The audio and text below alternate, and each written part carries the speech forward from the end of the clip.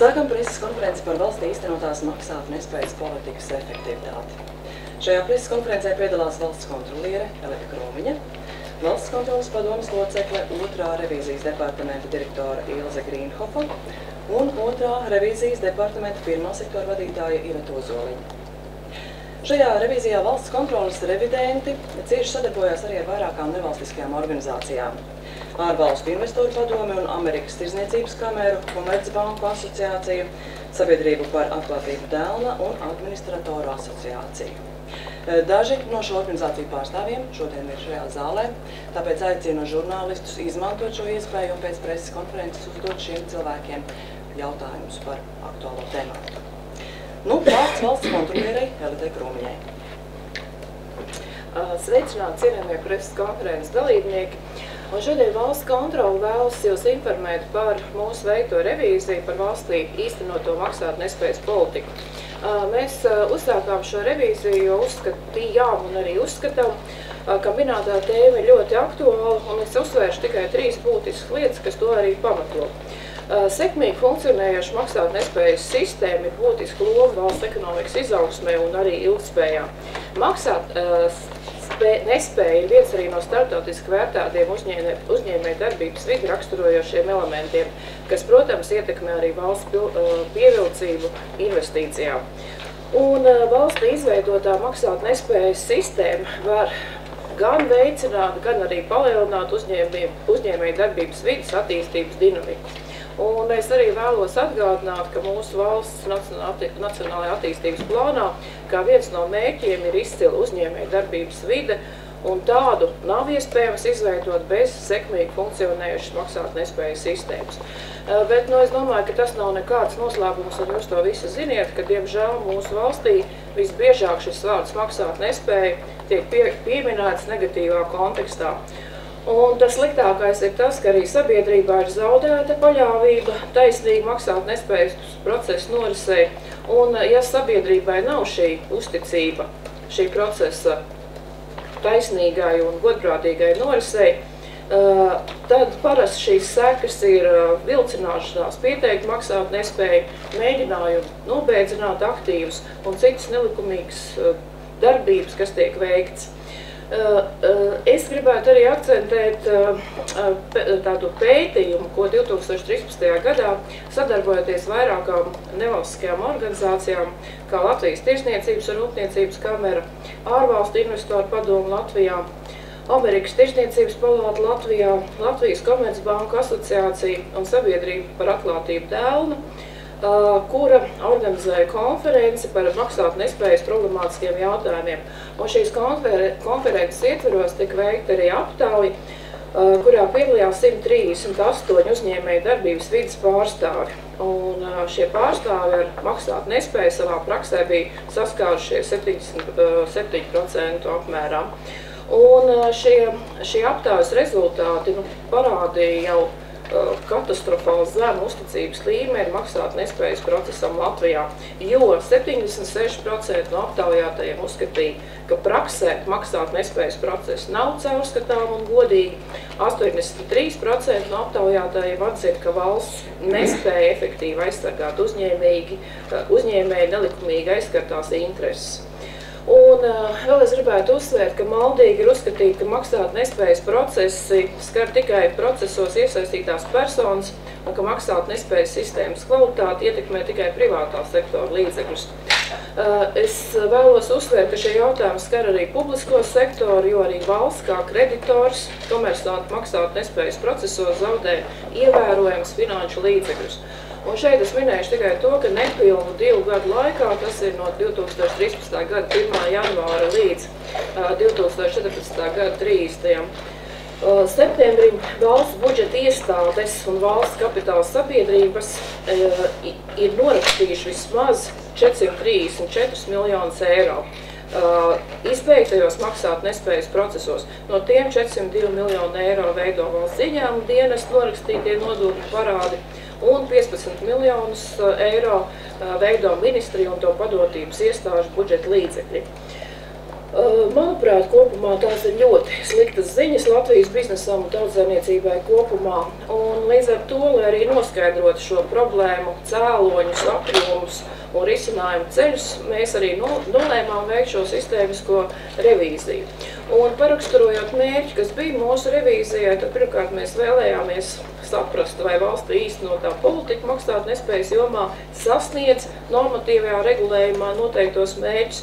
Mēs vēlējāmies noskaidrot, vai tiesības aizsardzības procesa un maksātnespējas procesa izveidošanai izveidotais mehānisms ietver pietiekams pilnvaras procesā iesaistītajām institūcijām un vai arī tiek veikts atbilstoši uzraudzības procesu. Revīziju mēs veicām par laiku posmu no 2012. gada 1. janvāra līdz 2014. gada 30. septembrim, bet, protams, atsevišķos gadījumos, lai gūtu pilnīgāku priekšstatu, mēs arī aptvērām laiku, kas ir ārpus šī perioda. Un revīzijā tika vērtēti tādi jautājumi kā maksātnespējas politika, administrātoru darbība un valstī īstenotā uzraudzība. Pie tam mēs neaprobežojamies tikai ar situācijas izpēti Latvijā, mēs apzinājām arī to pieredzi, kas ir citās valstīs, kā šis maksātnespējas process tiek organizēts pie Igaunijā, Somijā un Čehijā. Un tad es pavisam īsumā par galvenajiem secinājumiem, jo pēc tam jau detalizētāk pastāstīs mans kolēģis, tad ko tad mēs secinājām. Un pirmais, ko es gribētu uzsvērt, ka Tieslietu ministrija, kas ir institūcija, kas atbild par maksātnespējas jomas attīstību mūsu valstī, nav uzskatījusi par nepieciešamu sagatavot šo maksātnespējas politikas plānošanas dokumentu. Un principā viss šī darbība noteikti pamatojoties tikai uz normatīviem aktiem, bet tas tomēr liedz novērtēt gan šos politikas sasniegtos rezultātus, jo tādi jau nav arī formulēti. Un es arī gribu pievērst uzmanību starptautiskajā praksē, jo atbilstoši ir jauno starptautiskās tirdzniecības komisijas vadlīnijām, visu maksātnespējas procesā iesaistīto pušu intereses nav iespējams pilnīgi vienādi aizsargāt. Un līdz ar to tieši valsts uzdevums ir definēt šo politiku maksātnespējas jomā un noteikt prioritātes. Diemžēl mūsu valstī tas īsti izdarīts nav. Otrs, valsts kontrole šīs revīzijas rezultātā uzskata, ka maksātnespējas likuma mērķis netiek sasniegts. Pamato šīs arī, kāpēc. Valstī nav izveidota tāda maksātnespējas sistēma, kas ir vērsta uz to, lai parādnieku saistības tiktu pēc iespējas lielākā mērā izpildītas un uzņēmuma darbība, ja vien tas ir iespējams, tiktu atjaunot. Citiem vārdiem sakot, kā prioritāte nav noteikti tāda darbība veikšana, vai kur vien tas būtu iespējams, maksātnespēja tiktu atjaunot, bet ja tas nav iespējams, parādnieku saistību sekšanai tiktu atgūts pēc iespējas vairāk līdzekļu.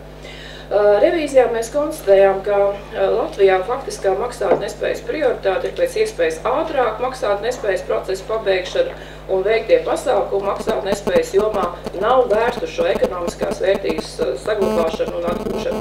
Par to arī liecina zemie kreditoru līdzekļu atgūšanas rādītāji, ir aptuveni 14% no kreditoru prasību summas. Trešais secinājums, ko es vēlētos uzsvērt, ir tas, ka valsts kontroles revīzijas rezultātā konstatētais neatšķirās arī no informācijas, kas jau ir izskanējusi publiski par administrātoru darbību. Mums bija jākonstatē, ka esošā sistēma pieļauj to, ka administrātori var būt saistīti viens ar otru maksātnespējas procesos, lemt viens par otru atlīdzību un procesa izmaksā. Valsts ir piešķīrusi administratoriem plašas pilnvaras, bet tās nav kompensētas ar pietiekamu valsts īstenoto uzraudzību. Un veidojot un attīstot maksātnespējas administratoru profesiju, Tieslietu ministrija nav raudzījusies uz to tieši arī no administratoram nepieciešamo īpašību aspektu. Un tikai revīzijas rezultātu saskaņošanas laikā, tas ir 2015. gada 27. februārī, Tieslietu ministrija ir iesniegusi Saeimā priekšlikumu par to, ka jau administratoriem ir nepieciešams izvirzīt arī zināmas prasības, kas liecinātu par to, ka administratoram ir nevainojama reputācija. Runājot par administratoriem piešķiramo valsts amatpersonu statusu, arī šeit mēs gribam atzīmēt, ka Tieslietu ministrijas sagatavotajā informatīvajā ziņojumā, kurā tika rosināts administratoriem noteikti amatpersonu statusu. Nu, diemžēl šī argumentācija, kas tur tika pievienota, mūsuprāt, bija vāja un arī nesniedz atbildi uz jautājumu, kā tieši šis amatpersonas status veicinās maksāt nespējas procesa efektīvu norisi. Ceturtais, ko es gribētu uzsvērt, ir tas, ka ne maksāt nespējas administrācija, ne tiesas uzraudzība maksāt nespējas jomā nav efektīva. Tā galvenokārt balstās tikai uz sūdzību izskatīšanu. Maksāt nespējas administrācijai nav pilnvaru ātri iejaukties un nekavējoties saņemt informāciju no administratoriem. Mēs arī apzinājām to pieredzi, kā jau es teicu, kāda ir citās valstīs, un te es vēlētos parunāt, piemēram, par Somijas pieredzi. Un sākot raksturot šo pieredzi, man ir jāsāk ar tādiem vārdiem, tātad neefektīva kreditoru veiktā uzraudzība, faktiski neeksistējuša valsts veiktā uzraudzība, manipulācijas ar uzņēmumu aktīviem, publiski izskanoša informācija par administratoru negodprātīgu rīcību, un šeit varētu pilnīgi domāt, ka es runāju par situāciju Latvijā. Bet šis ir situācijas apraksts Somijā 1990. gadā, kad Somijā tika saprasts, ka šis jautājums ir jārisina un jāreformē būtiski. Un tas, ko izdarīja Somijā, tad tika noteikts maksāt nespējas procesa prioritāti, parādnieku aktīvu vērtības maksimālu saglabāšanu un tika arī izveidot neatkarīgu uzraudzības iestādi ar plašām pilnvarām. Un tas viss rezultējās ar to, ka pēc pēdējiem datiem Somijas maksāt nespējas sistēma ir novērtēta kā labākā pasaulē.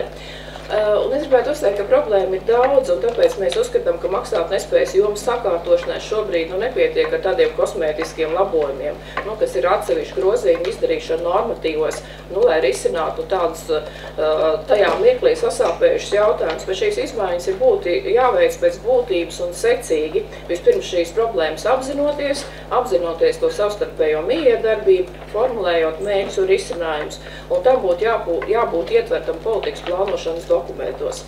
Tas ir īsumā no manis viss. Tālāk jau atcīmredzot kolēģi. Paldies. Turpina Valsts kontroles padomes locekle Ilze Grīnhova. Labdien, cienījamie klātesošie, kā valsts kontrolieri jau minēja, maksāt nespējas jomā nav izstrādāta valsts politika. Un tas faktiski nozīmē to, ka nav un nekad jau arī nav bijis pamatnostāļu dokumenti. Un ļoti žēl, ka šajā jomā mēs neredzējām arī nekādus centienus no Tieslietu ministrijas, no politikas veidotājas, kaut arī uzlabojumu veikšanu maksāt nespējas jomā valdības dienas kārtībā ir vismaz jau pēdējos 10 gadus. Ko tad mēs saprotam par šo te politikas dokumentu ar pamatnostādnēm? Par to mēs nesaprotam vienkārši kārtējo formālo dokumentu, kas ir pietrūcis, bet mēs runājam par maksāt nespējas jomā pastāvošo problēmu kompleksu izvērtējumu. Tātad tas nozīmē atrast kopsakarības un mērķtiecīgus pasākumus noteikti, tātad, lai problēmas tiktu iespējami ātrāk un pārdomātāk novērstas. Tieslietu ministrija maksāt nespējas jomā pastāvošās problēmas nav skatījusi likumsakarībās un, nav arī vērtējusi, vai, piemēram, šobrīd pastāvošās problēmas nav arī tiešas un loģiskas sekas 2010. gadā veiktajai reformai maksāt nespējas jomā, kad tika vienkāršotas procedūras un samazināta valsts uzraudzība. Tātad, ko nozīmē, ja nav šo pamatnostāļu? Vispirmām kārtām Tieslietu ministrija cīnās ar pastāvošo problēmu sekām, nevis cēloņiem. Samilstot kādai problēmai, gluži tiek atrasts kaut kāds tā kā plāksters, uzlikt sāpošai vietai, bet netiek analizēta un novērsta cēloņi. Piemēram, ja parādījās problēma ar administrātoru izvēli, ka uzņēmēji, lai nokļūtu pie savu vēlamā administrātoru, tātad tajā brīdī tika meklēts risinājums un atrasts šis te administrātoru rindas modelis, kurš pēc kāda laika atkal tika pārveidots nedaudz savādāk, bet problēma jau no tā nepazuda. Tika atrasts cita veida, kā šo rindu apiet. Šobrīd problēma novēršanai administrātoru darbībā netiek analizēts, kādēļ tad nedarbojas esošais uzraudzības mehānisms, kāda tad tajā ir patiesie trūkumi. Bet steigā tiek ieviests vēl viens jauns uzraudzības veids. Un tikai šobrīd, faktiski pēc gadu desmitiem, Tieslietu ministrija pirmo reizi pievēršas tādam jautājumam kā administratoru personīgo īpašību aspekts. Revīzijas laikā sniedz priekšlikumu noteikti, ka administratoram bez augstas juridiskās kvalifikācijas vēl ir nepieciešama, ir jābūt un ir nepieciešama arī laba reputācija. Runājot par pamatnostāļu trūkumu, tātad šādā situācijā izmaiņas viegli var ierosināt arī kāds ārējs ierosinātājs, bet netiek vērtēta to ietekmi uz sistēmu kopumā. Kā Tieslietu ministrija norāda, tātad prasības 2010. Gada likuma saturam pilnībā noteica starptautiskie aizdevēji. Tātad likuma saturu pilnībā noteica starptautiskie aizdevēji. Tieslietu ministrija apgalvo, ka tātad tieši šis likums ir īpaši augstu novērtēts tieši starptautisko ekspertu vidū. Laikā no 10. līdz 14. gadam tātad pieauga problēmas nozarē. Vai Tieslietu ministrija vērtēja to, kā tieši tātad šī te procedūra vienkāršošana ir to ietekmējusi, un vai tiešām tur visas tās reformas, kas tika rosināts, bija derīgas tieši Latvijas apstākļiem. Vēl jau vairāk ministrija pavisam nesen, tātad 2014. Gada nogalē, publiski paziņoja, ka problēma sistēmā nav. Tātad problēmas ir pārspīlētas, tie ir tikai atsevišķi kliedzoši gadījumi. Ar 2010. Gada likumu maksātnespējas process kļuva ātrāks, bet problēmas jomā padziļinājās. Un valsts kontrole uzskata, ka vistiešākās sekas tās ir tam, ka administratoru pilnvars vienpersoniski pieņemt lēmumus būtiski palielinājās. Taču vienlaikus samazinājās kreditoru sapulces loma, samazinājās arī valsts veiktā tātad uzraudzību. Kā viens no piemēriem būtu, ka parādnieku maksātspējas novērtēšana tātad principā pirms maksātnespējas pasludināšanas vispār tiek izslēgta tātad no likuma, kad tas būtu jāvērtē tiesā. Protams, kreditoriem ir saglabāta iespēja veikt kontroli, pieprasīt no administratoriem nepieciešamo informāciju, bet atkal, vai Tieslietu ministrija pienācīgi izvērtējusi, vai Latvijas apstākļos šobrīd pastāvot tām problēmām, kā piemēram fiktīvo kreditoru problēmai, faktiski ir iespējams tātad nodrošināt no kreditoru puses šo nepieciešamo administratoru darbības uzraudzību. Uzskatām, ka tas tomēr nav pienācīgi izvērtēts. Kā vēl viens aspekts tātad un trūkums tam, ka nav pamatnostāļu, ir arī tas, ka faktiski nenotiek konsekventi un pēctecīgi politikas īstenošana.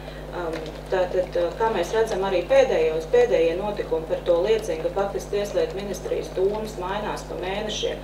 Piemēram, ja 2014. Gada nogalē ministrija paredz, ka maksātnespējas administrācijas funkcijas pakāpeniski ir jāsamazina un jānodod tieši tātad vairāk administratoru asociācijas kompetencē, tad 2015. Gada februārī jau ir pilnīgi diametrāli pretējs risinājums, tātad tiek paredzēts maksātnespējas administrācijas lomu būtiski palielināt administratoru darbības uzraudzībā, tā skaitā arī pārņemot administratoru certificēšanu.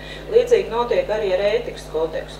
Ja maksātnespējas likuma redakcijā, kas ir spēkā no 2015. Gada 1. marta, ir paredzēts, ka administratoru asociācija izstrādā, pieņem ētikas kodeksu, kas ir saistoši visiem administratoriem, tiek paredzēts arī, ka administratoru asociācija vērtē ētikas normu pārkāpumus, tad 2015. Gada februārī jau tiek sniegti priekšlikumi, kas ir situācijā, kad iepriekšējā norma faktiski vēl nav spēkā stājusies, tiek paredzēts, ka ētikas kodeksa izstrāde būtu nododama maksātnespējas administrācijas pārziņā.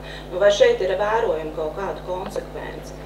Un uzskatām, ja Tieslietu ministrija šobrīd paredz īstenot reformas, tad šobrīd, kā vēl nekad, ir būtiski definēt šīs reformas, lai visām iesaistītām pusēm būtu skaidra, tālākā attīstība un būtu iespējams arī nodrošināt, šie regulējumi tiesisko stabilitāti. Ļoti svarīgi ir veikt mērķēts, pārdomāts pasākums, kas dos konkrētu rezultātu un maksimāli īsā laikā. Valsts kontrole aicina arī apsvērt politikas dokumentu izstrādi no šāda aspekta, kā jau pieminēja kontrolieri. Maksātnespējas situācijā darbojas pretēji vērsts intereses, tas ir parādnieku un kreditoru intereses. Un valsts uzdevums ir noteikti politika, tātad tās ir tās prioritātes un nostāja, cik tālu valsts un tieši ar kādiem instrumentiem iesaistīsies, lai tiktu saglabāts līdzsvars starp abu pušu interesēm. Jo normatīvie akti jau faktiski ir tikai instrumenti. Tas ir formālais ietvars politikas ieviešanai, ar to nosaka konkrētu procesu, nosaka procedūras, nosaka iesaistīto pušu kompetenci. Savukārt, ja politika nosaka tikai normatīvie akti, tad nav iespējams vērtēt politikas efektivitāti. Nav definēti rādītāji, kas ir jāsasniedz, un, piemēram, nav jau arī saprotams, kas tad ir būtiski un kas, piemēram, ir jāvērtē arī administrātoru darbībā. Kāpēc vispār tas ir svarīgi? Kāpēc mēs par to tā satraucamies? Ja mēs paskatāmies, tad tāda avota kā Pasaules banka un arī OECD norāda uz sekmīgi funkcionējušu maksātnespējas sistēmas lomu valsts ekonomikas izaugsmes veicināšanā. Un ir iespējami divi modeļi. Viens no tiem ir, ka maksātnespējas sistēma vairāk aizsargā kreditoru intereses un parādnieks vairāk tā kā tiek sodīts ar piespiedu maksātnespēju. Un šādā situācijā uzņēmējdarbības vide kļūst mazāk dinamiska. Un tās sekas ir tās, ka samazinās jaunu tehnoloģiju ieviešana. Jā, iespējams ir pieejami līdzekļi, jā, ir iespējami resursi, jā, tātad bankas var dot kredītus, bet uzņēmēji baidās riskēt, jā. Tātad to uzņēmēju darbības vide bremzējas, jā, kļūst mazāk dinamiski. Un pretējais efekts savukārt ir situācijās, kad parādniekam ir labvēlīgāk maksātnespējas sistēma, kas savukārt veicina šo dinamiku un ilgtermiņā veicina uzņēmēju darbības vidas attīstību. Revīzijā mēs aplūkojam citu valstu pieredzi, ka, piemēram, tādās valstīs kā Igaunija un Somija un arī citās, tad maksātnespējas procesu un reorganizācijas procesu regulē pilnīgi atsevišķi likumi. Arī administratoriem ir tātad specializācija. Viens specializējas vairāk maksātnespējas, tātad šīs bankrota procedūrās, cits specializējās tieši vairāk uz šīm te uzņēmumu reorganizācijām, ja? jo patiesībā mērķi ir atšķirīgi. Somijā ar likumu ir noteikts, ka reorganizācijas procesam, ja vien ir iespējams un ir pamats uzskatīt, ka uzņēmumu maksāt spēja var tikt atjaunot, tad ir jādod priekšroku pat tādos gadījumos, ja tiesā jau ir iesniegts pieteikums maksātnespējai. Un Somijā ļoti interesanti, ka šāda situācija veidojās 40% gadījumu. Kādēļ, piemēram, arī kaimiņu valsts Igaunija ir izvēlējusies šādu pieeju? Uzskatām, ka arī to būtu vērts pētīt. It īpaši no tā viedokļa, ko tas ir devis, piemēram, Igaunijas ekonomikai. Bet kā tad ir Latvijā? Un kā jau vairāk kārtīgi uzsvērām, politikas mērķi nav noteikti. Līdz ar to valsts kontrole šajā revīzijā vērtēja, kā tad tiek sasniegts maksātnespējas likumā formulētais mērķis.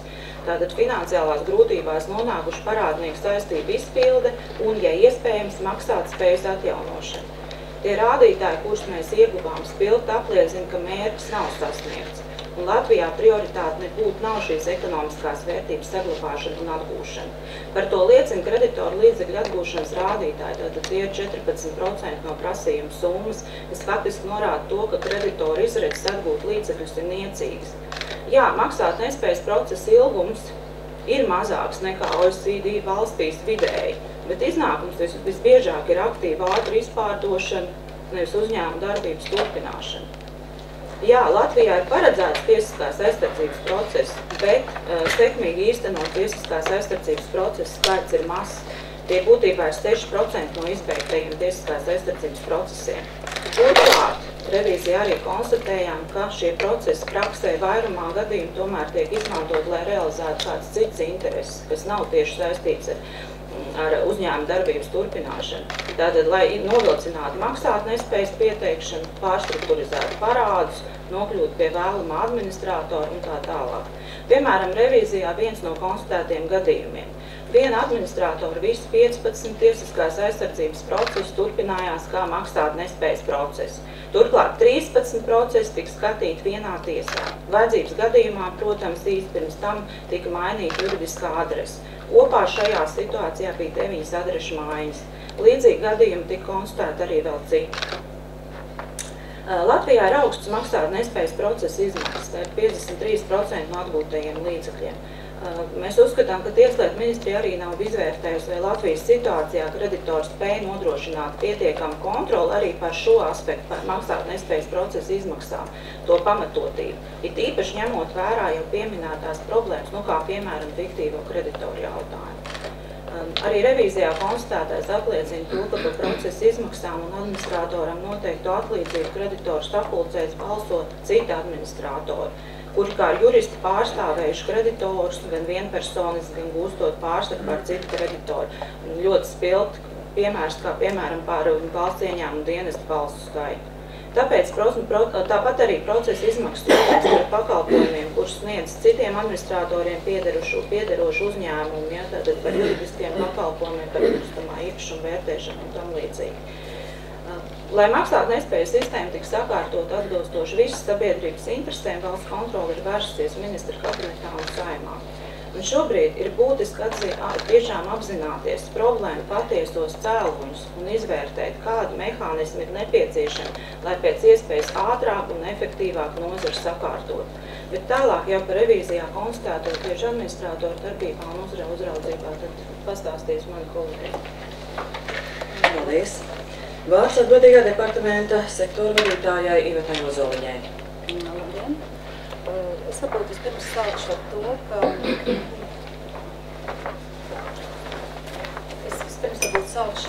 ka diemžēl mēs nesniegsim sensāciju savā ziņojumā un mēs neesam skatījušies uz administratoru darbību un uzraudzības darbību, analizējot kādu konkrētu procesu un atklājot nelikumības. Mūsu uzdevums revīzijā bija vērtēt maksātnespējas sistēmu un administratoru darbību kā sistēmu.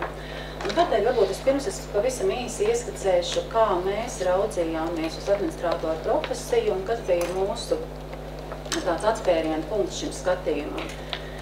Lai gan maksātnespējas jomu var skatīt ļoti plaši un maksātnespējas procesā ir iesaistīts vairākas puses, tomēr sabiedrībā plaši izskanošā informācija par maksātnespēju ir pārsvarā saistīta ar administratoru darbību. Un tā tas arī ir, jo maksātnespējas sistēmas centrā tiešām ir administrators. Un viņa loma maksātnespējas procesa norisē ir būtiska un pat izšķiroša. Un tieši tādēļ, mūsuprāt, administratoru profesijas attīstība nav atstājama pašplūsmā, bet valstī ir jādefinē, kādam ir jābūt maksātnespējas administratoru institūtam, ja to tā varētu nosaukt. Un trīs pīlāri, pamatpīlāri, uz ko balstās administratoru profesija un kas valstī būtu jānosaka, ir administratoru kvalifikācija, iecelšanas atcelšanas kārtība un administratoru atlīdzība. Piemēram, valstī jānosaka atlīdzība, lai tā nebūtu pārāk zema, proti, lai varētu nodrošināt to, ka kāds šo darbu veids, un atlīdzība nedrīkstētu arī būt pārāk augsta, lai attiecīgi šī atlīdzība nenoēstu maksātnespējas procesā atgūtos līdzekļus. Bet papildus tam, starptautiski atzītajās maksātnespējas jomas vadlīnijās ir teikts, ka bez administratoram nepieciešamās kvalifikācijas un pieredzes administratoram ir būtiski noteikti amata pienākumu veikšanai nepieciešamo personīgo īpašību kopumu un ētikas standartu. Un administratoram ir jābūt apveltītam ar tādām īpašībām kā objektivitāte un neutralitāte. Runa ir šeit par administratoru pienākumu veikšanai nepieciešamajām īpašībām un augsto morāles standartu. Un kādēļ administratoru profesijā vajadzētu runāt par šīm lietām un piesaukt, un kādēļ arī mēs esam tieši uz šo profesiju un sistēmu raudzījušies tieši no šī aspekta. Pirmkārt tādēļ, ka līdz šim Latvijā par to netika runāts, bet pamatā tādēļ, ka ir jāņem vērā administratoru profesijas specifika. Administratora rīcībā nonāk materiālās vērtības, kas ir citu sarūpēts ekonomiskais labums. Un blakus tam ir administratora plašās pilnvars, kas, protams, ir nepieciešams, lai izbeigtu procesu. Un lūk, šo abu kritisko faktoru kombinācija nosaka to, kādēļ personīgo īpašību kopuma profesijas morāles standartam vajadzētu būt administratoru profesijas pašā pamatā. Un tas nozīmē, ka administrators savā darbībā būtu jāizslēdz jebkādu personisko interešu pastāvēšanu. Tieslietu ministrija, veidojot un attīstot maksātnespējas administratoru profesiju, nav raudzījusies tieši no šī aspekta. Un maksātnespējas likumā nekad līdz šim nav bijis runāts par tādām personīgām īpašībām vai morāls vai piesaukts ētikas vārds. Tiesa gan revīzijas laikā šī gada februārī Tieslietu ministrija ir rosinājusi tātad likumu papildināt ar nosacījumu, ka administratoram ir nepieciešama nevainojama reputācija. Taču mūsuprāt būtiski ir piepildīt šo jēdzienu ar saturu un būtiski ir paredzēt, kā tas tiks vērtēts, kurš to vērtēs un kurā brīdī. Līdz šim administratoru ētikas kodeksu bija izstrādājusi administratoru asociācija, un tas bija saistošs visiem asociācijas biedriem. Tā kā visi administratori nav asociācijas biedri, tad varētu domāt, ka bija grūtības panākt to, lai visi administratori, arī ārpus asociācijas esošie, ievērotu šīs ētikas normas. Tomēr revīzijā konstatētais ļauj secināt, ka šaubu ēnu pār administratoru neitrālu un neatkarīgu darbību krīt arī pār asociācijas biedriem un turklāt arī pār ētikas komisijas locekļiem. Un par ko tas liecina? Tas liecina par to, ka minētie principi praksē nedarbojas. Un par to, ka šie principi nav iesakņojušies administratoru profesijas pamatā. Revīzijā no visiem pārbaudītajiem 200 maksātnespējas procesiem 12 gadījumos bija konstatējumi apstākļi, kad mūsu vērtējumā administratora neitrāla, objektīva un neatkarīga darbība varēja būt apšaubāma. Un kādi tad ir tie apstākļi, kuri valsts kontrolas ieskatā liecina par to, ka administrators varētu pārstāvēt kādas intereses, viņa darbība varētu nebūt neitrāla un objektīva? Tā vienkārši raksturojot, kā jau mani kolēģi minēja, ka tie ir apstākļi, kuros administratori sadarbojas viens ar otru maksātnespējas procesos. Administratori šādi sadarbojoties pilda dažādas lomas, teiksim, ir administrators un viņa kolēģis var būt kreditors šajā maksātnespējas procesā. Un kreditors, kā zināms, tātad var balsot balsot par administratoru noteiktu atliedzību, balsot par procesa izmaksām un citādi ietekmēt maksātnespējas procesa gaitu. Tāpat maksātnespējas procesos darbojas vienas un tās pašas fiziskās personas un uzņēmumi, kuri ir raksturīgi kāda konkrēta maksātnespējas procesa administratoram. Un šīs personas atkal kā kreditori var ietekmēt maksātnespējas procesa gaitu. Izskatot vairākus viena administratora procesus, ir administratori, kuriem ir pamanāms savs rokraksts un savas darījuma musturs, ja to tā varētu teikt. Piemēram, kādam dominē cesijas līgumi, kādam ir ārzonas uzņēmumi kā parādnieks vai kreditori, citam tie ir valdes locekļi, ārvalstnieki un turklāt arī varētu pat sazīmēt konkrētu valstu vai reģionu, no kur pārsvarā nāk šie valdes locekļi. Un jautājums ir, vai administratoru darbība tikko aprakstītajos gadījumos ir vērtējama kā neitrāla un objektīva. Valsts kontrolas ieskatā mēs sakām, ka nē. Turklāt, mūsu secinājums ir tāds, ka esošā sistēma pieļauj to, ka administratoru darbība var nebūt neitrāla, var nebūt neatkarīga un var nebūt objektīva. Turklāt šie procesi, kurus mēs tikko tā kā aprakstījām, ir ilguši no 2010. gada apmēram līdz 2014. gadam. Un par ko tas liecina? Tas liecina par to, ka tā ir ilgstoši uzturēta un akceptēta sistēma. Un šeit mēs nerunājam par atsevišķiem gadījumiem. Tie nav uz vienas rokas pirkstiem saskaitām gadījumi. Lai gan es varbūt man jau pašā stākumā vajadzēja pateikt, tad, kad mēs stāstīju par to, kā mēs raudzījāmies uz administratoru profesiju, un arī tagad es to saku, ka mēs uz administratoru profesiju raudzījāmies tādējādi, ka šajā profesijā strādā godprātīgi cilvēki, un ir cilvēki, kas vēlas strādāt un jau strādā godprātīgi. Un arī šādus centienus mēs arī saskatījām revīzijas laikā. Taču, tā apkopojot domas, tad jautājumi ir vairāki, un jautājumi ir sekojuši, kādēļ administratori ilgstoši un netraucēti var darboties šādā veidā. Un vai šādā veidā darbojoties var tikt nodrošināt maksātnespējas procesa efektīva noriste. Jautājums ir, vai to nevarēja manīt uzraudzības iestāde, kas ir maksātnespējas administrācija, un kādēļ administrātori, pār kuru darbību ir šaubēni, joprojām strādā profesijā. Un atbilde ir vienkārša. Atbilde ir tāda, ka valsts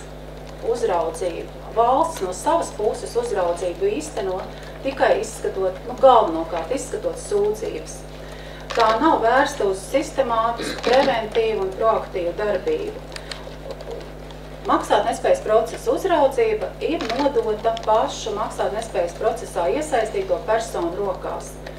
Un tas nav gluži pareizi, ja mēs, protams, valsts var izveidot maksātnespējas sistēmu pēc saviem ieskatiem un šo valsts uzraudzību sadalīt dažādi, bet, ja mēs skatāmies uz mūsu valsts ilgtermiņu mērķiem, tātad nacionālajā attīstības plānā, mēs redzam, ka viens no mērķiem ir izcila uzņēmējdarbības vide, tāpat mēs gatavojamies tuvākajā laikā iestāties bagāto valstu klubā, ko sauc par OECD. Šajā gadījumā valstī vajadzētu domāt par to, kā stiprināt tieši valsts īstenoto uzraudzību pār maksātnespējas procesu. Jautājums ir, vai ir skaidrs, kas maksātnespējas administrācija ir jāuzrauga? Procesa soļu ievērošana, termiņu, formāls darbības vai sasniegtais rezultāts, un kas ir sasniegtais rezultāts maksātnespējas procesā? Likuma mērķis ir veicināt parādnieku saistību izpildi, un ja mēs raugāmies no likuma mērķa aspekta, tad svarīgākā informācija par maksātnespējas procesu būtu, kādu summu kreditori prasīja un kādu summu kreditori atguva. Taču šāda informācija maksātnespējas administrācijas rīcībā nav. Tā ir speciāli jāpieprasa no administrātora. Un vispār visa tāda apkopojošā informācija arī nav maksātnespējas administrācijas rīcībā. Šo informāciju var daļēji saņemt no administrātoru dokumentiem iesniegtajiem, no maksātnespējas reģistra, kas ir publiski pieejams, un no administrātoru darbības pārskatiem. Runājot par uzraudzībā veiktajām darbībām, maksātnespējas administrācija gada laikā spēja pārbaudīt 4% no aktīvajiem procesiem. Un galvenokārt, kā jau es minēju, tas notiek izskatot sūdzības. Un jāpiebilst, ka sūdzību izskatīšana ir visneefektīvākais uzraudzības veids, jo tas ir laikietilpīgs un tas prasa resursus. Un turklāt, konstatējot pārkāpumus, maksātnespējas administrācijai nav pilnvaru un nekavējoties iejaukties un nekavējoties saņemt informāciju.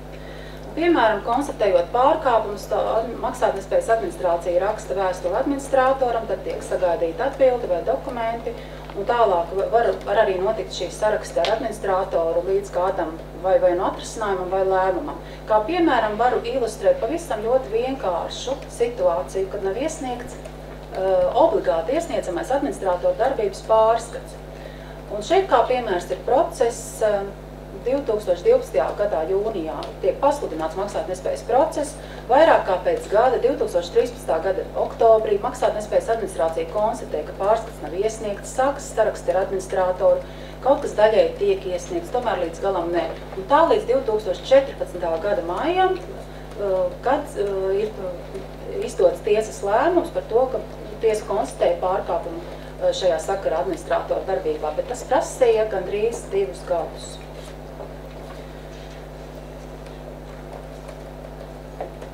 Un runājot par administrātoru darbības pārskatiem, tā ir atskaita, ko administrātors iesniedz maksātnespējas administrācijai un kreditoriem. Un kā jau iepriekš minēts, Tieslietu ministrija nav izstrādājusi maksātnespējas politiku, un līdz ar to nav jau arī pateikts, kas ir jāsasniedz ar šo politiku. Un tādēļ arī nav skaidrs, kāda informācija ir jāiegūst politikas veidotājiem.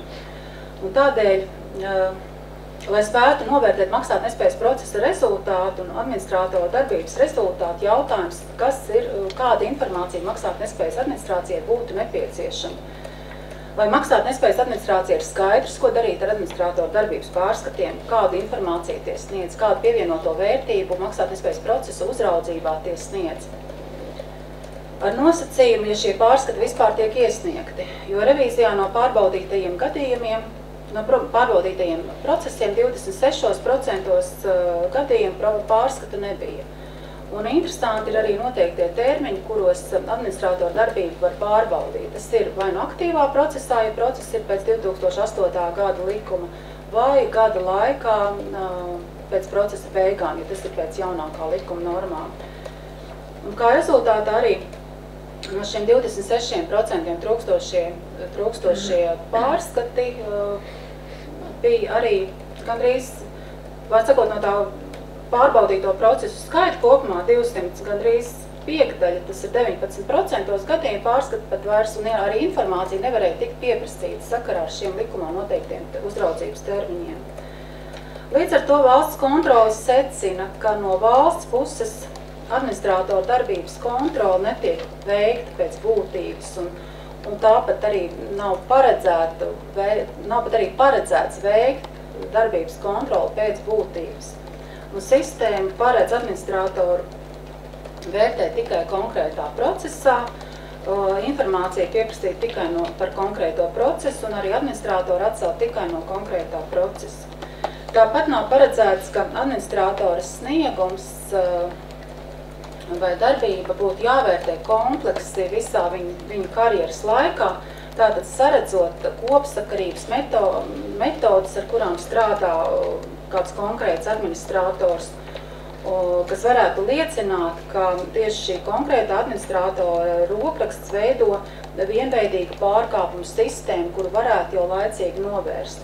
Vēlamies uzsvērt tieši šo aspektu, runājot par to, ka tiks noteikts administratoriem kā nepieciešams nevainojama reputācija. Un ļoti svarīgi paredzēt tieši šādu vērtējumu. Un noslēgumā jautājums tomēr paliek atvērts, vai pašreiz izveidotā uzraudzības sistēma ir sabiedrības interesēs. Paldies. Paldies. Laiks jūsu jautājumiem.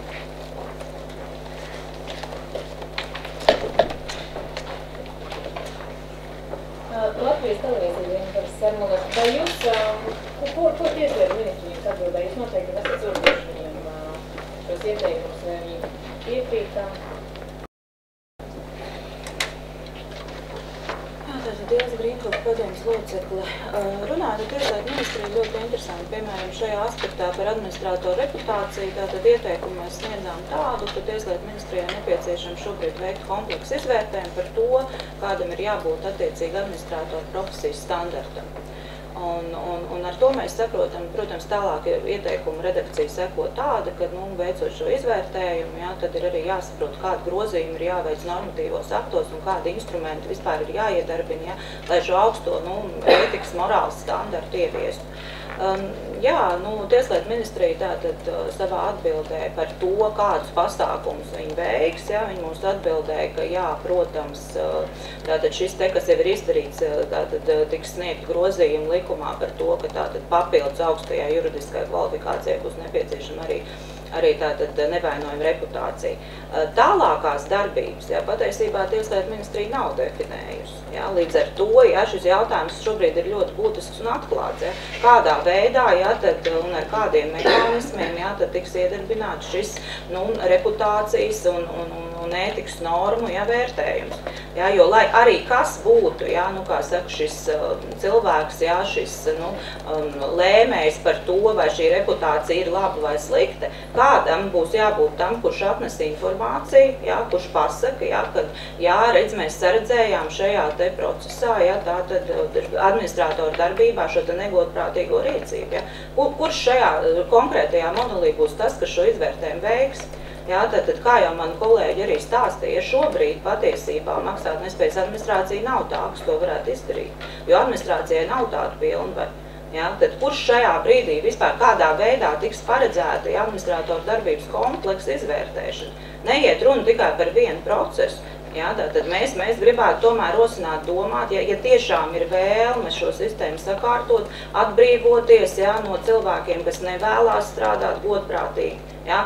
Mēs šeit nebūtu, saprotiet pareizi, mēs jau šeit nerunājam par to, ka visi administratori ir negodprātīgi. Ja? Absolūti tas tā nav. Ja?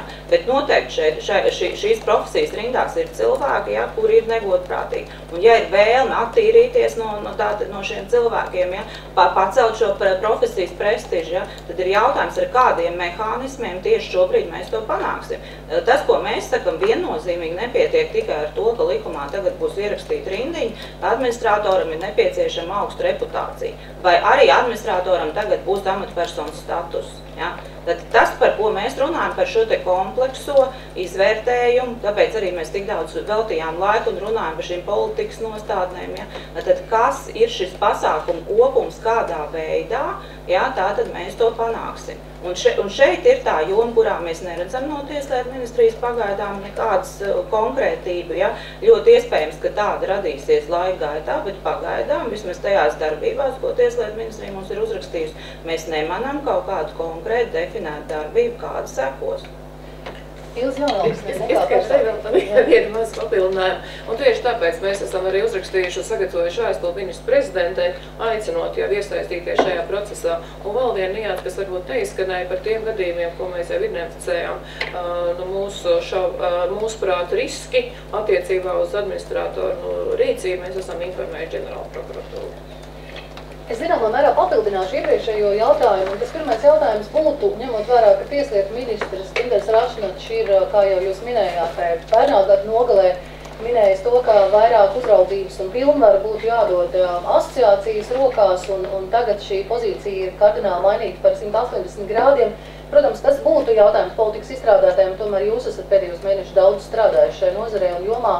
Vai jūs redzētu, kura rokās tad būtu šīs pilnvaras īstenojamas labāk un pilnvērtīgāk? Protams, ja mēs pieņemam, ka tur ir kapacitātes celšana, resursi kaut kādi lielāki un pārējais, tas ir pirmais jautājums. Un otrs uzreiz, kāda loma tiesnešiem konkrētajos maksātnespējas procesos, jo, kā mēs labi zinām, ka tieši tiesneši ir tie, kas ieceļ un atceļ konkrētos maksātnespējas administratorus, un bieži vien tieši tiesneši tie, kas var arī ieraudzīt kādus trūkumus administratoru darbībā un patiesībā šo maksātnespēju nerosināt. Paldies!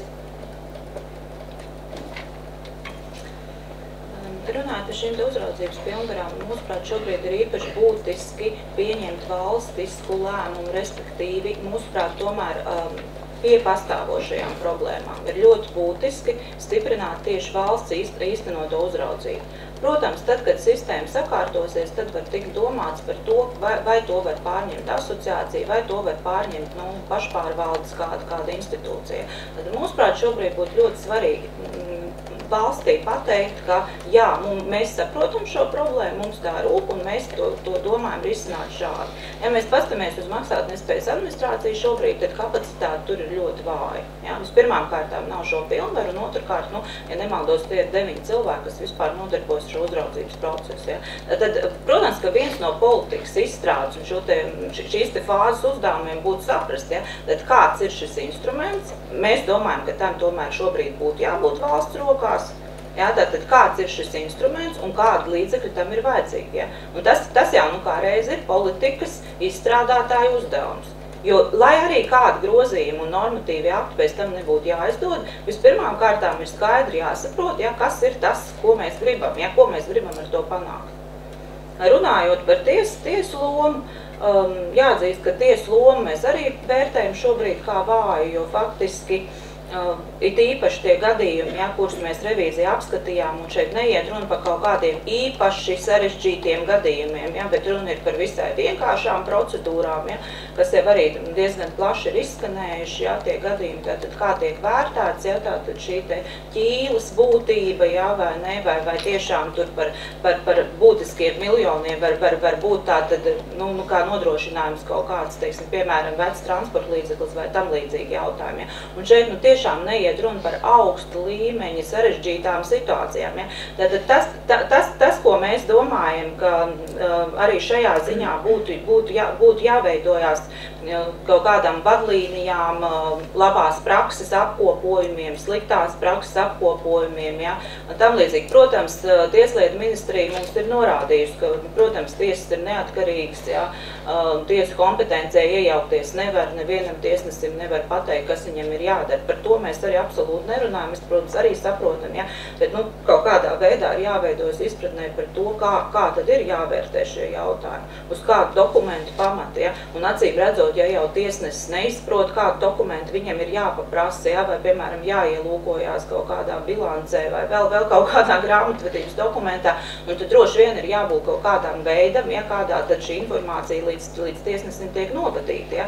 Bet šobrīd esošais modelis ir tāds, ka mēs gaidām, ka tiesa nonāk, tātad šis jautājums nonāk tik tālu jau kā līdz augstākai tiesai, un tad tiek pieņemts šis lēmums, ka jā, ir jāvērtē pēc būtības, nevis tikai formāli. Ja? Tātad, ka beidzot ir jāsāk lasīt dokumentus, kas tajā ir rakstīts, ja? Nevis tikai pietiek ar, teiksim, virsrakstu nolasīšanu.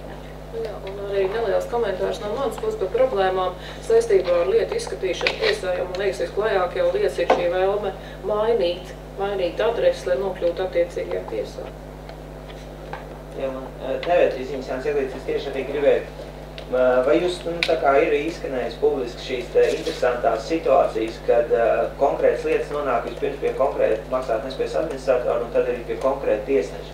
Jūs nepapētījāt, kā tas vispār ir iespējams, jo tur ir, man liekas, vismaz 2 loterijas procesi vai vismaz kaut kāds sarežģīti, kā tas var būt, ka tieši īstie cilvēki dabū īstās lietas. Un otrs jautājums par korupciju, vai ir pamats runāt par to, ka šajā jomā ir vismaz augsti korupcijas riski, vai jums ir pamats par to teikt? Runājot par to, kā lietas nonāk pie konkrētiem administratoriem un tiesnešiem, mēs savu resursu ietvaros tā dziļāk nepapētījām. Protams, mēs apkopojām informāciju, bet mēs strādājām ar publiski pieejamo informāciju. Un mēs konstatējam tikai to, ka tas ir iespējams, jā, jo dīvainā kārtā, tā kā es arī teicu, ka ir administratori, kuriem ir savs rokraksts, un viņiem ir raksturīgi šie procesi un šie uzņēmumi veido tādu savu profilu. Bet viena lieta, kā var šādi lieta nonākt pie konkrēta administratora, to var izdarīt ar tiesiskās aizsardzības procesu un ārpus tiesiskās aizsardzības procesu. Šajā gadījumā var izvēlēties administratoru un tālāk, protams, ierosināts maksātnespējas procesu, tad arī administrators vada šo procesu. Bet ko es gribētu pateikt, tās ir sekas un faktiski cīņa, veidojot šādu rindu, tā ir cīņa ar sekām. Piemēram, jo nav sakārtots pats pamats. Ja būtu sakārtots pats pamats, ja būtu godprātīgs administrēšanas process, tad nebūtu vajadzīga šāda uzraudzība, izsmalcināt rindas veidošanu un patērēti visādi resursi. Jo, piemēram, Somijā un Igaunijā administratoru Somijā noteikti par Igauniju bija Somijā bija tā, ka varēja izvēlēties administratoru pats parādnieks un kreditori arī. Un rindu valsts veidoja tikai tādā gadījumā, ja bija process, kuru neviens administrators negribēja ņemt, tad tur bija rindas kārtība. Un Igaunija arī tur procesa administratori var izvēlēties kreditoru. Tas, protams, viss ir jāsaskan, jo tas nozīmē to, ka ir sakārtots pats pamats. Otra lieta ir stipra tiesas iesaiste procesā un stipra tiesas sistēma kā tāda. Tad šīs problēmas atkrīt pašas no sevis. Jo tās ir sekas, par kurām jūs jautājat, tās ir sekas. Un mēs savukārt gribam vērst uzmanību, ka ir jāsakārto pats pamats, tad rūpes par šīm sekām, kā veidot rindu, kā nenokļūt pie kāda konkrēta cilvēka, atkritīs pašas no sevis. Protams, būs atsevišķi gadījumi, bet tie būs tiešām atsevišķi un ekskluzīvi gadījumi. Jā, un es gribēju tomēr par tiem tiesnešiem, ir tādi mīļākie tiesneši administratoriem, kuriem kaut kā tā viņam kopā saprast? Var sazīmēt. Kā tas ir iespējams, ka tiesā ir nokļūst, tu taču arī visur ir? Adrešu māju, ir mazās tiesas, kur ir tiesnešu skaits ierobežots, ja ir tiesnešu specializācija, teiksim, ja šis konkrētais tiesnesis skatu Jūs neprasījāt kaut kā, kā tas tā nākas? Nē, tas ir skaidrs, ka tas notiek. Mūsu interese bija par to, jā, tad tas ir pieļaujams. Viss, tālāk ir tad sistēmai pašai jāvērtē. Par to korupciju? Jā, es par korupciju arī teikšu. Jā, mēs tajos gadījumos, ka mēs konstatējam risku, kā mēs arī norādījām, mēs informējām prokuratūru un tālāk, jo tas ir operatīvās darbības izmeklēšana, bet tas, ko mēs savam ziņojumā norādījuši un arī saistībā ar jautājumiem par to, kā tad nokļūst šīs lietas pie vēlamajiem tiesnešiem, tad to ir arī pētījusi sabiedrība par atklātību Dēlna, ir bijusi šis apkopotā informācija, ja? Un arī tur ir konstatēts, ka šīs adreses maiņas panākot šo lietu nonākšanu pie vēlamajiem tiesnešiem, pie administratoriem, ko mēs esam konstatējuši, tas tiešām arī norāda uz iespējamu korupciju administratoru un tiesu sistēmā. Es tagad citēju šo pētījumu. Bet es saku, attiecībā uz mums lietas ir nodots prokuratūram.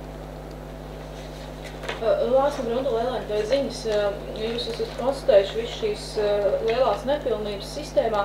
Kāds ir jūsu prognozes, ja būtu vēlme sakārtot visu, cik ilgā laikā tas būtu iespējams? Es varbūt kādu vēl kļūdīšos, bet, manuprāt, tieslietu ministrs runāja par 2-6 gadiem. Manuprāt, tā bija. Tieslietu ministrs runā pirmkārt par īstermiņa pasākumiem, par ilgtermiņa pasākumiem. Ko īsti ietvers ilgtermiņa pasākumu, mēs īsti nesaprotam, jā, droši vien, ka varbūt nozarē iesaistītās puses tāpat to līdz galam neizprot, jā.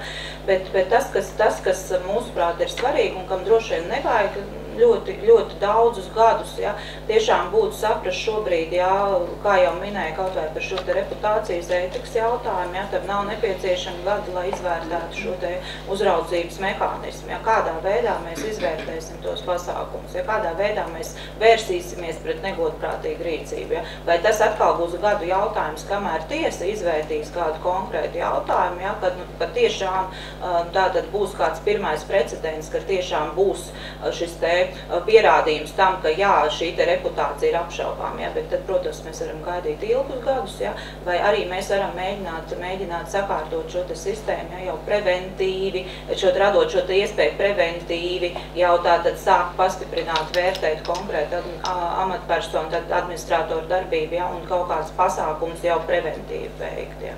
Tā kā, tas ir jautājums par to, ja, ko Tieslietu ministrija īsti darīs, ja, un jautājums, cik ilgi gadi būs vajadzīgi tām reformām. Ja, bet kā jau mēs visu laiku par to runājam, pirms ir jāuzliek uz papīra kaut vai pāris tēzes, ja, jādara zināmas, ja, un pāris mehānismi, ja, kas tad ir tas, kas konkrēti ir jādara pa gadiem, ja, pa mēnešiem un tā tālāk.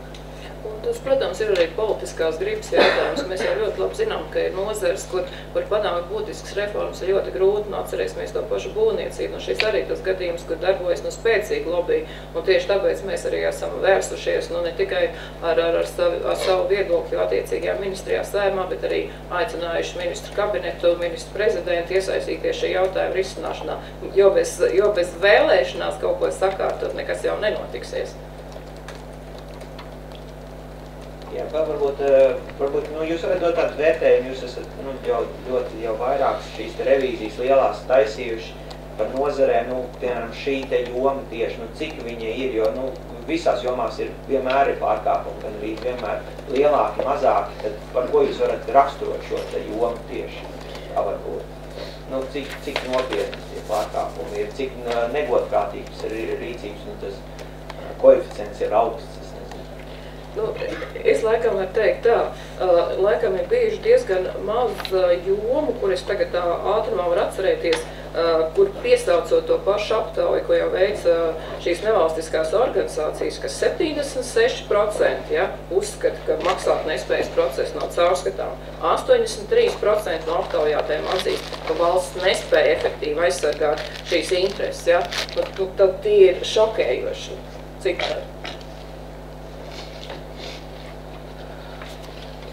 Kāds jautājums? Varbūt ir kāds komentārs jau no minēto nevalstisko organizāciju pārstāvjiem par šodien dzirdēto, par sadarbību revīzijas laikā. Sabiedrība par atklātību Dēlna direktors Gunārs Lankovs. Tad jā, vispirms paldies valsts kontrolē, ka tiešām izanalizēja un izvērtēja šo nozīmīgo procesu, tieši kas saistīts ar uzņēmumu šo te darbību un maksātnespējas procesu, tad, ko es no savas puses varu teikt to, ka šis te ziņojums vienkārši apliecina to, ka process ir nesakārtots un pašā sākumā, ko jūs arī minējāt, un ka valsts nav izrādījusi šo te politisko gribu jau no paša sākuma veidot sistēmu tādu, kas ir sabiedrības interesēs, uzņēmumu interesēs tādā veidā, lai veicinot tautsaimniecības attīstību. Un tas ir jautājums, protams, politikai. Mēs vienīgi varam paši sekot līdzi, kas ir bijis tiesības ministrijā, kāds politiskais spēks un kāds viņš ir šobrīd, un kā tā virzība ir notikusi gadiem. Tā kā tas ir jautājums tieši šim te politiķiem. Bet kā varētu mainīt šo procesu? Es gribētu teikt, ka tas ir pietiekami sarežģīti un neiespējami īsā termiņā izdarīt.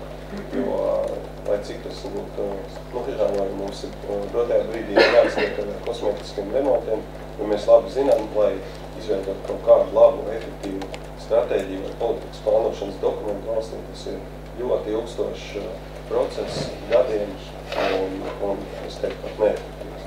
Tāpēc, manuprāt, sabiedrībai kopumā, uzņēmējiem kopumā ir aktīvi jāiesaistās šajā procesā un jāpiedalīdz valstī politiķiem sakārtot maksātnespējas procesu un tādā veidā arī veicināt šo caurskatāmību un efektīvu procesu, lai nevis primāri likvidētu šo te uzņēmumu, bet lai izanalizētu, vai šis uzņēmums ir spējīgs turpināt savu darbību un tādā veidā attīstīt tautsaimniecību vai turpinām arī jāveic. Tad šim procesam jābūt ātri, caurskatām un efektīvi un tiesiski. Paldies. Vēl Latvijas televīzijai bija jautājums kāds. Pareizi? Nē. Ne? Uzslēpāsies. Ja drīkst no nevalstiskām organizācijām administrātoru asociācija, Olafs Cers valdes priekšsēdētājs, un asociācijas vārdā es vēlētos patiešām paust gandarījumu par to, ka beidzot kāda institūcija no valsts puses ir padziļināt vērtējuši šo nozari, un diemžēl, laikam jāsaka, bet mēs gūstam apstiprinājumu tam, ko mēs kā administrātoru asociācija esam teikuši arī iepriekš, ka šajā nozarē nav izstrādāta un apstiprināta kopēja nozares politika. Tātad maksātnespējas nozarē šobrīd Latvijā nav vienotas politikas. Pilnīgi pievienojos arī tam, ka nav saprotams maksātnespējas procesa mērķis, jo likums pats savā būtībā ir pretrunīgs. Viņš runā gan par ātru procesu pabeigšanu, gan par maksātspējas atjaunošanu, un visi, kas šajā procesā ir iesaistīti, tad īsti nesaprot, ko likumdevējs ir domājis un kādam mērķim ir jābūt. Jebkurā gadījumā tas, ko jūs teicāt, un tas, ko mēs arī lasīsim padziļināti, pilnīgi noteikti izraisa virkni pārdomu, arī smagu pār mūsu profesiju, visam pārējām iesaistītām personām, un būs ko darīt. Un nobeigumā vēlētos teikt, ka esam līdz šim arī cenšies aktīvi piedalīties visos procesos, esam vēršies pie Tieslietu ministrijas, citām institūcijām, arī valsts kontrolē revīzijas laikā sniedzām savu redzējumu, un esam gatavi arī turpmāk piedalīties šīs nozares politikas izstrādāšanā. Paldies! Paldies! Jā, Ģiris Greiškalns, ārvalstu ministra padomu. Jāsaka, paldies valsts kontrolē par veikto darbu un apstiprinājumu mūsu paustajām bažām jau vairāk garumā. Pat jūs pieminējāt 2012. gadu, un tas bija, ja nemaldos, otrais ziņojums, kur mēs startējām ministra kabinetā ar identificējot problēmas maksātnespējas jomā. Pirmās bija tieši krīzes sākumā 2007.–2008. gads, kad vēl iepriekšējais likums tika ļaunprātīgi izmantots, lai risinātu maksātnespējas jomas. Un tāpēc ir prieks redzēt, ka mūsu secinājumi, ko mēs esam snieguši, sakrīt arī ar jūsu revīzijā veiktajiem secinājumiem.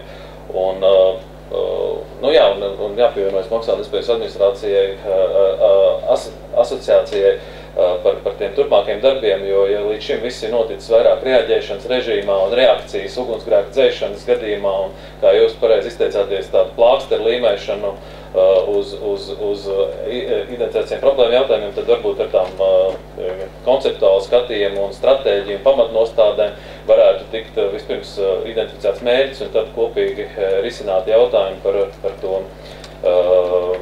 tiem risinājumiem, kā viņi sasniegt. Papildus gribētu teikt, ka mēs turpinam darbu arī pie šīs jomas sakārtošanas un šī gada iniciatīva, kuru mēs ceram, ka veiksies ar rezultātu rudenī, ir mēģināt saprast un ar skaitļiem papildus jūsu minētajiem apliecināt šīs problēmas apjomu, norādot, ka tā nav tikai banku problēma, bet tā ir visa tautsaimniecības jomas problēma. Jūs identificētie cipari par valsts ieņēmuma dienesta nodokļu zaudējumiem un tautsaimniecībā kopumā zaudējumiem ir tikai papildināmi un viņi ir pieaugoši, jo jūsu varbūt ir tikai sākums. Te visam nesen 2012. gadā Finanšu ministrija atteicās no 3,5 miljonu zaudējumiem, kas bija saistīti ar 2000. gadā RAF Jelgavas mašīnu būvs maksātnespējas procesā sniegto aizdevumu par 49 to metālspiežu pārdošanu, varbūt kāds atcerās, un tas ir vilcies jau no 2000. gadu sākuma. Tāpēc, ceram uz kopēju sadarbību un beigās varbūt parādīsim vēl to aktīvu apjomu, kas varbūt pat salīdzināms ar valsts budžetu, kuri iet caur maksātnespējas procesu, atgriešanu, saulēcīgāku atgriešanu tautsaimniecībā un uzņēmējdarbībā. Paldies vēlreiz par jūsu revīzijas. Paldies jums. Ir vēl kāds jautājums?